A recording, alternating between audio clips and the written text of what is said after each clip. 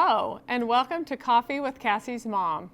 We're here to talk about how parents can help their children have a better success at college life.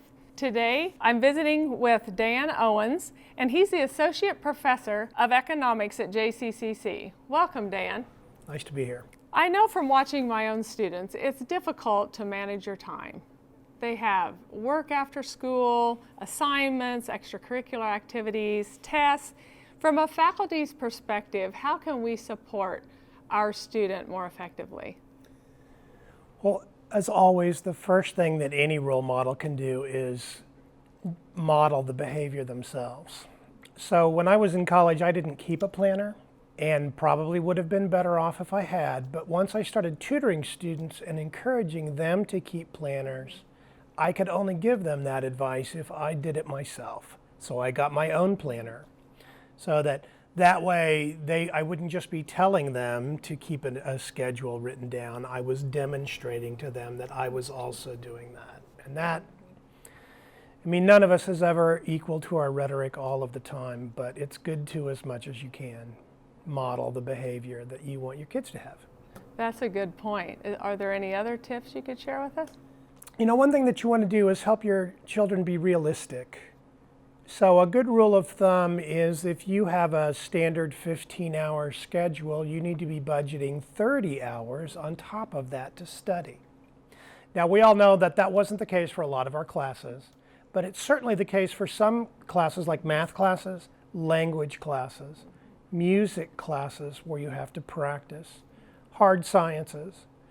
So, if you have a 15-hour schedule, that's 30 more hours of studying, that's 45 hours. Another thing parents want to be realistic about is how the economic landscape has changed since they were in school. Even if it's Johnson County Community College, where we have such good value, our courses cost about 1/3 as much as KU or K-State. But kids today have to work longer to achieve the same impact that most of their parents had to a couple decades ago. A final point about any self-improvement is to be as specific about the behavior changes that you want to enact. Try to be as specific as possible. So, for example, if students have gotten a result on a test they're not satisfied with and they resolve to study more, that's way too abstract and will never happen. But if they say, on Mondays and Wednesdays at 2 o'clock when I get out of class, instead of going straight home, I'm going to be in the library for 45 minutes studying my biology. You'll know Monday whether you're meeting that goal or not because it's specific. By analogy, I'm trying to get in a little better shape this fall. And if I say I'm going to exercise more, it'll never happen. If I say I'm going to eat better, it'll never happen. But if I say I'm going to pack a healthful lunch every day, then I'll know tomorrow if I'm meeting that goal. So try to be as specific about the goals you're trying to achieve as possible. When we talk about time management, there's different obstacles that come in life. For example, vacations, your child's sick. How could I encourage my son or daughter as a parent in contacting their professor, helping communicate what they need to communicate to them? It's really good the way you phrase that because you're talking about having your child contact the professor. And when your kids were in high school, you were very often contacting the teachers, and that's very good. Kids who have parents that support them like that do better. Mm-hmm. But now that your kids are adults, they need to be their own advocates for the solutions to their problems. Mm-hmm. And so rather than emailing a professor and saying, my son's missed a week because he's been in the hospital, how can he make up the work?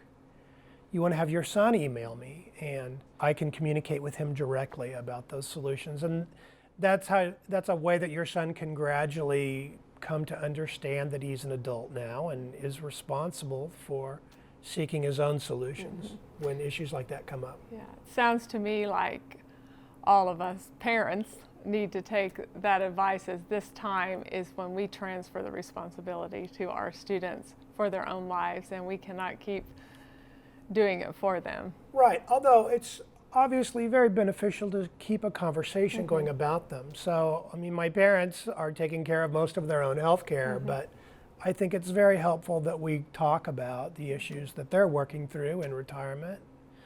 And so it's always helpful to keep talking as family members. Well, thank you for sharing. You bet. That's all we have for today. You can find other tips on Coffee with Cassie's Mom menu, or for you students, you can go to Coffee with Cassie menu on the JCCC website. Remember, for every minute you are angry, you lose 60 seconds of happiness.